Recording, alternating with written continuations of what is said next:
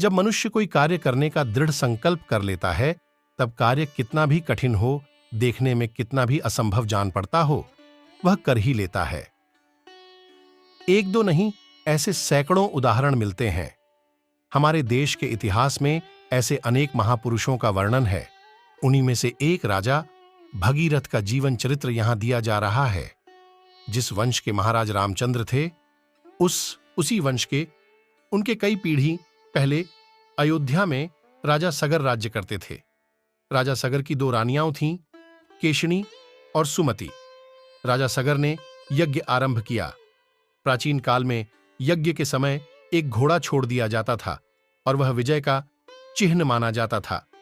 राजा सगर के घोड़े को इंद्र ने पकड़ लिया। जब बहुत खोजने पर भी घोड़ा न मिला, तब राजा सगर ने अपने पुत्रों से घोड़ा खोजकर लाने के लिए कहा। राजा के पुत्र यज्ञ का घोड़ा ढूंढने के लिए घर से निकले।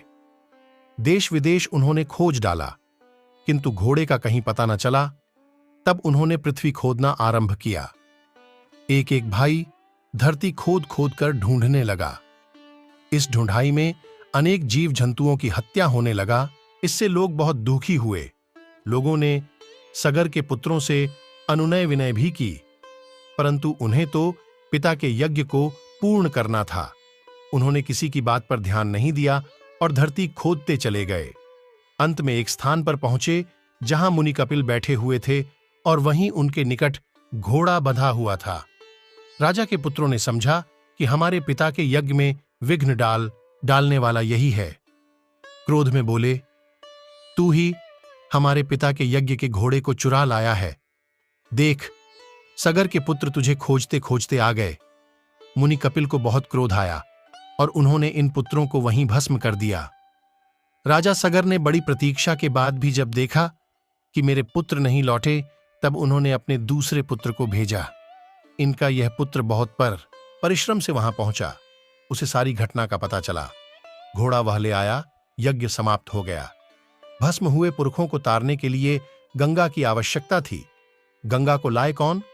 सगर के पश्चात उनके वंश में अनेक लोगों ने बड़ी तपस्या की, किंतु कोई गंगा की धारा लाने में समर्थ नहीं हुआ। अंत में सगर के प्रपौत्र भगीरथ ने प्रतिज्ञा की कि मैं गंगा की धारा बहाकर लाऊंगा। भगीरथ विख्यात महाराज दिलीप के पुत्र थे। इन्हें अपने पितामहों की कथा सुनकर बड़ा दुख हुआ। उन्हें इस बात का दुख था कि मेरे पितामह यह कार्य न कर सके। उनके कोई संतान न थी और वह सारा राजकार्य मंत्रियों को सौंपकर तप करने चले गए। उन्होंने अपने लाभ के लिए अथवा अपने हित के लिए तप नहीं किया। उनकी एकमात्र अभिलाषा यही था कि गंगा की धारा लाकर अपने पितामहों की राख अर्पित कर दूं। भगीरथ गोकर्ण तीर्थ में जाकर घोर तपस्या करने लगे। ब्रह्मा के प्रसन्न होने पर उन्होंने 2 वर मांगे। एक तो यह कि गंगा जल चढ़ाकर भस्मीभूत पितरों को स्वर्ग प्राप्त करवा पाए, और दूसरा यह कि उनको कुल की सुरक्षा करने वाला पुत्र प्राप्त हो। ब्रह्मा ने उन्हें दोनों वर दिए। साथ ही यह भी कहा कि गंगा का वेग इतना अधिक है कि पृथ्वी उसे संभाल नहीं सकती। शंकर भगवान की सहायता लेनी होगी। ब्रह्मा के देवताओं सहित चले जाने के उपरांत भगीरथ ने पैर के अंगूठों पर खड़े होकर 1 वर्ष तक तपस्या की। शंकर ने प्रसन्न होकर गंगा को अपने मस्तक पर धारण किया। गंगा को अपने वेग पर अभिमान था। उन्होंने सोचा था कि उनके वेग से शिव पाताल में पहुंच जाएंगे। शिव ने यह जानकर उन्हें अपनी जटाओं में ऐसे समा लिया कि उन्हें वर्षों तक शिव जटाओं से निकलने का मार्ग नहीं मिला। धरती पर गंगा का अवतरण। भगीरथ ने फिर से तपस्या की। शिव ने प्रसन्न होकर उसे बिंदुसर की ओर छोड़ा। वे 7 धाराओं के रूप में प्रवाहित हुईं। हलादिनी, पावनी और नलिनी पूर्व दिशा की ओर, सुचक्षु, सीता और महानदी सिंधु पश्चिम की ओर बढ़ी। 7वीं धारा राजा भगीरथ की अनुगामिनी हुई। राजा भगीरथ गंगा में स्नान करके पवित्र हुए और अपने दिव्य रथ पर चढ़कर चल दिए। गंगा उनके पीछे पीछे चली। मार्ग में अभिमानिनी गंगा के जल से झनु मुनि की यज्ञशाला बह गई। क्रुद्ध होकर मुनि ने संपूर्ण गंगा जल पी लिया। इस पर चिंतित समस्त देवताओं ने झनु मुनि का पूजन किया तथा गंगा को उनकी पुत्री कहकर क्षमा याचना की। जहनु झनु ने कानों के मार्ग से गंगा को बाहर निकाला। तभी से गंगा झनुसुता जाह्नवी भी कहलाने लगी। भगीरथ के पीछे पीछे चलकर गंगा समुद्र तक पहुंच गई। भगीरथ उन्हें रसातल ले गए तथा पितरों की भस्म को गंगा से सिंचित कर उन्हें पाप मुक्त कर दिया। ब्रह्मा ने प्रसन्न होकर कहा, हे भगीरथ, जब तक समुद्र रहेगा तुम्हारे पितर देववत माने जाएंगे तथा गंगा तुम्हारी पुत्री कहलाकर भागीरथी नाम से विख्यात होगी।